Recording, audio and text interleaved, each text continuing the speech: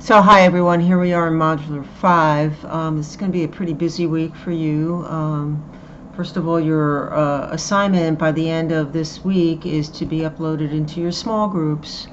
So during week 6, peers can make comments which you will use to help either refine your paper a little bit better, and also add, I think there's a portion in the assignment that asks you to reflect upon the comments you've gotten from your peers. And I will likely hop in and look at the assignments as well and add a few just kind of quick view comments. I'm not in the practice of reviewing draft assignments because it just means that everybody would have the opportunity to do that, not just one or two people who ask.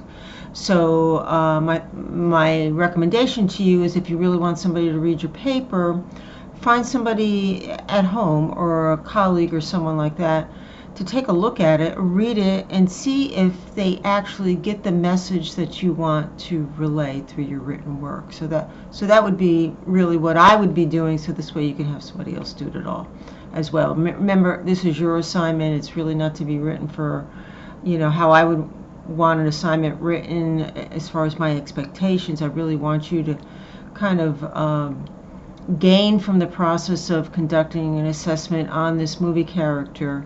And remember, you can embellish a little bit as you're writing up all the data information, demographic information on your character, because it's your process of learning how to know how to conduct a biopsychosocial. The movies don't give you all the details, but it would be important that you do as well. So like areas like military or sexual development or faith, you may not hear that in the movie, but you certainly can talk about that some for the purposes of gaining the experience of writing an assessment.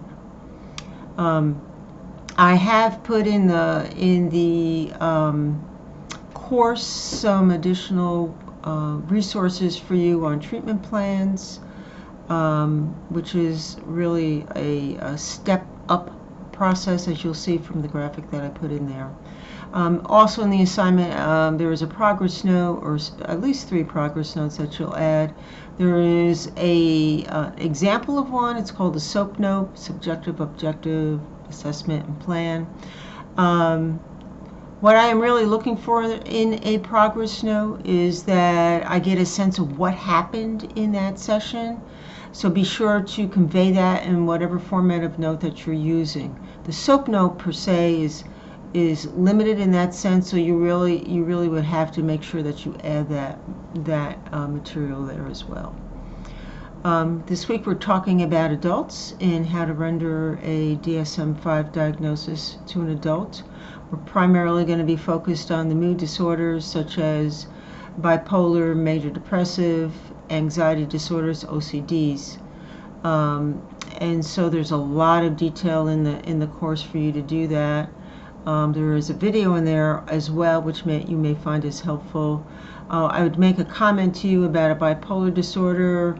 Through the span of the DSM, in its earlier phase, it was called a manic depressive disorder.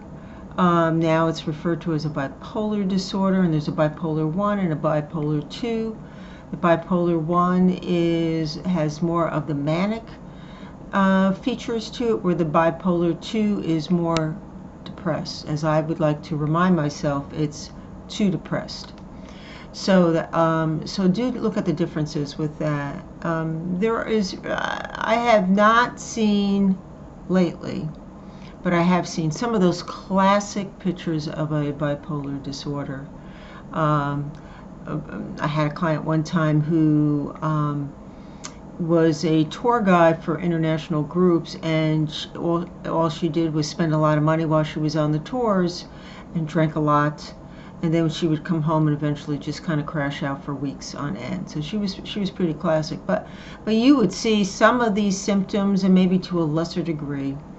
The important part about a bipolar disorder is a good history. How long has this been going on? Okay, so there's also a journal that you have to do, so you have a busy week, If you have any questions about anything, pop me an email or ask a question in the course and I'll get back to you. And so have a good week.